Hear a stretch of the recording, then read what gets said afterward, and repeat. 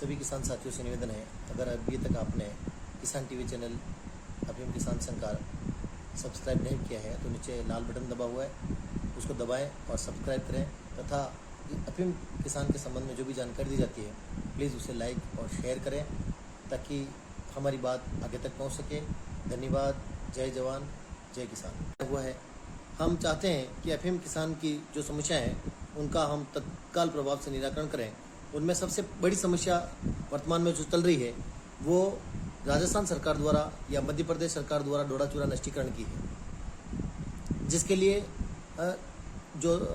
जिला प्रभारी हैं उनके द्वारा न्यूज़पेपर में सूचना जारी की जा रही है तथा मौके पर डोडा चूरा नष्टीकरण की कार्रवाई की जा रही है। इस बात को जैसे ही हमारे संज्ञान में आया, हमने पूरी टीम जिसमें मावली से लक्ष्मीलाल जी जिलाध्यक्ष हैं हमारे, लक्ष्मीलाल जी पुष्करना, और सूरजमल जी मेनरिया बिंडर से हैं, सालेड़ा से हैं, डाडमचंद जी अमरपुरा से हैं, और बहुत सारी सम्मानित जो हमारे विजयलाल जी मेनरिया मेनार के हैं। आप सभी की पूरी टीम के द्वारा सभी किसानों को अपने अधिकारों के प्रति जागृत किया गया तथा एक साथ उदयपुर जिला कलेक्टर महोदय के कार्यालय का घेराव किया गया। उसके साथ ही आबकारी कमिश्नर महोदय के कार्यालय का घेराव किया गया, जहां 3000 की संख्या में किसान पहुंचे और उनके द्वारा अपनी मांगों का ज्ञापन जिला कलेक्टर महोदय और आबकारी महोदय को दिया गया और उन्होंने विश्वास दिलाया कि हम आपकी समस्याओं का बहुत जल्द निराकरण करेंगे। हम किसी भी प्रकार की सरकार से विवाद नहीं चाहते हैं, लेकिन ये जरूर चाहते हैं कि हमारे साथ में किसी प्रकार का अन्याय नहीं हो। जब आज से 6-7 साल पहले सरकार हमारे से 125 रुपये किलो के हिसाब से डोडा चूरा खरीदती थी, तो सरकार चाहे अब नहीं खरीदे, लेकिन हमारा जो मेहनताना है, हमारी जो मेहनत है उससे पानी में नहीं बहाए और हमारे को मुआवजे के रूप में आज जैसे अंतर्राष्ट्रीय मूल्य डोडा चूरा का 3000 रुपये के आसपास है, तो हमें ज़्यादा नहीं कम से कम 1200 रुपये प्रति किलो के हिसाब से डोडा चूरे का मुआवजा प्रदान करें, तो हम डोडा चूरा उनको देने के लिए तैयार हैं। इस संबंध में सबसे पहले सलूम्बर और मावली द्वारा इटाली और अमरपुरा में डोडा चूरा नष्टीकरण की कार्रवाई की गई, जिसमें हम सभी ने उनका विरोध किया और उनको मात्र ज्ञापन देकर के ही लौटा दिया। किसी प्रकार का कोई डोडा चूरा नष्टीकरण नहीं किया गया और हम किसान सभी एकमत हैं कि किसी भी शर्त पर हम डोडा चूरा नष्टीकरण नहीं करेंगे। इसी बात को लेकर के मैं आप सबके बीच में आया हूँ कि आपको भी अगर कोई भी विभाग के कर्मचारी या अधिकारी दबाव लगाते हैं कि साहब आपको डोडा चूरा नष्टीकरण से करना है, तो हमें किसी प्रकार का डोडा चूरा जब तक कि सरकार हमें मुआवजा नहीं दे बिना किसी के दबाव में आए कोई डोडा चूरा नष्टीकरण नहीं करना है और न सरकार के दबाव में आना है। आपका कोई कुछ नहीं बिगाड़ सकता है, क्योंकि जो डोडा चूरा है वो गवर्नमेंट को अपना मुआवजा देना पड़ेगा। उसके साथ ही सबसे बड़ी समस्या के रूप में है कि क्या डोडा चूरा ड्रग्स की श्रेणी में आता है, तो नारकोटिक्स एक्ट की धारा 8 में बताया गया है कि डोडा चूरा जिसमें कोडिन सल्फेट की मात्रा 0.2% हो वही ड्रग्स की श्रेणी में आता है, लेकिन डोडा चूरे में मात्र 0.02% ही कोडिन सल्फेट होता है, तो डोडा चूरा ड्रग्स की श्रेणी में नहीं आता है। फिर भी सरकारों ने इसे खेल बनाते हुए ड्रग्स की श्रेणी में ले लिया और इसे नारकोटिक्स अधिनियम में दे दिया है। और उसके साथ में दफ़ा 29 जो बनी हुई है नारकोटिक्स एक्ट की, उसमें दफ़ा 29 की सूचना होती है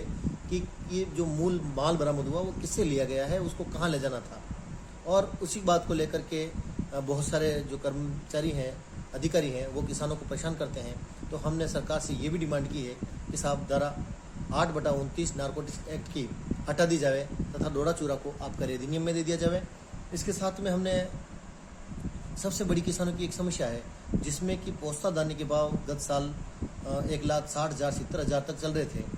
80,000 तक चले थे, लेकिन इस बार भाव डाउन हो गए। उसका कारण है तुर्की से पोस्ता दाना का आयात करना। पोस्ता दाना तुर्की से आयात किया जा रहा था तो भाव काफ़ी डाउन हो गए और 1 लाख से भी कम में पोस्ता दाना बिकने लगे। लेकिन मेरा सरकार से एक निवेदन है कि जहां हिंदुस्तान का गेहूं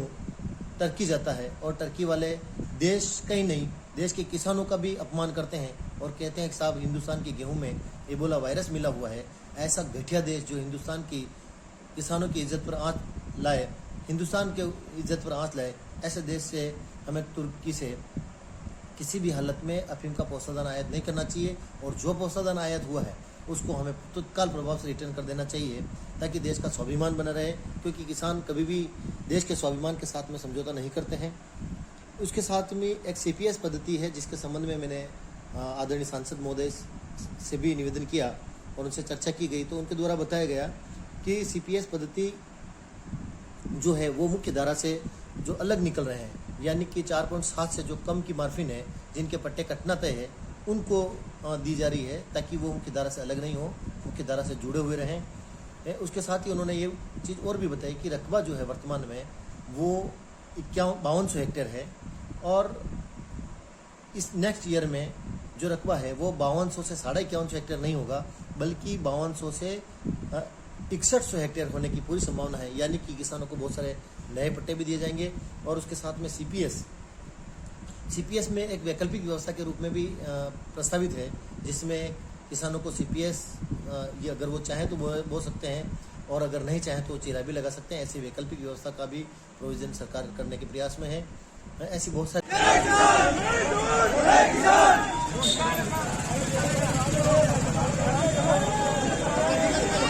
जवान जय जवान।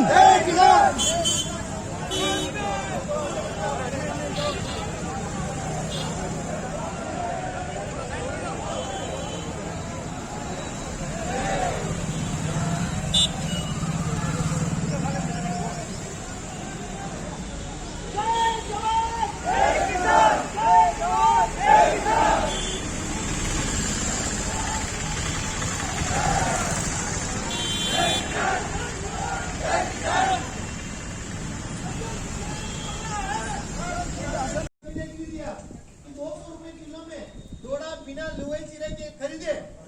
और हम जैसे बोले किसान गवर्नमेंट को 200 रुपए किलो में देकर के आ गए। अरे क्या जरूरत है हमें पैसे लेने की? जब हम लाख रुपए अफीम पैदा करने के लिए लगाते हैं तो 10,000 रुपए और लगा देते। क्यों लेते हैं हम पैसे? भाई जब तक मैं एक बात बताना चाहूंगा कि जब एक कुत्ते को अपन रोटी फेंक देते हैं वो नहीं खाता है, अब तो इंसान है, हम किसान है और गवर्नमेंट ने कहा 200 रुपए किलो के हिसाब से दे दो और हमने ले लिया। ये तुष्टिकरण जैसा मामला हमें समझना होगा कि सरकार की नीतियों को हमें समझना होगा और इसके लिए प्रबल हमें विरोध करना होगा। भारत माता की जय, भारत माता की जय, जय जवान जय किसान, जय जवान जय किसान। जब जब किसान बोला है राष्ट्रीय बोला है, जब जब किसान बोला है राष्ट्रीय बोला है। हम हमारा हक मांगते नहीं किसी से भीख मांगते, हम हमारा हक मांगते नहीं किसी से भीख मांगते।